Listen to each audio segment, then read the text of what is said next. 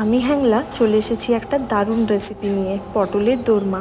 এই নিরামিষ দিনগুলিতে চিন্তায় পড়ে যায় কি করব ভেবে। এই রেসিপিটা বানিয়ে দেখতে পারো, মনেই হবে না নিরামিষ খাচ্ছ না আমিষ। তাহলে চলো ঝটপট রেসিপিটা দেখে নিই। প্রথমে পটলগুলো ধুয়ে ছুলে নেব, এরপর ভেতরের বীজগুলো একটা স্পুনের সাহায্যে বের করে নেব। এরপর পটলগুলোর গায়ে নুন আর হলুদ মাখিয়ে তেলে ফ্রাই করে নেব।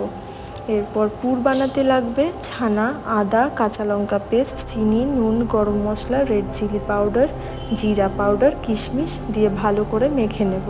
প্যানে তেল দিয়ে পুরের মশলা ফ্রাই করে নিতে হবে ভালো করে। এরপর পটলগুলোর ভেতরে পুরটা ভরে নেব। প্যানে তেল দিয়ে দেব হাফ টেবিল স্পুন জিরা, এলাচ, লং, দারচিনি, তেজপাতা। এর আগেই একটা পাত্রে হলুদ, জিরে, ধনে, রেড চিলি পাউডারের জল গুলে রেখেছিলাম, সেটাও দিয়ে দেব। এরপর তেল ছাড়লে দিয়ে দেব কাজু, কাঁচা লঙ্কা, দইয়ের পেস্ট, এটাও আমি আগেই করে রেখেছিলাম।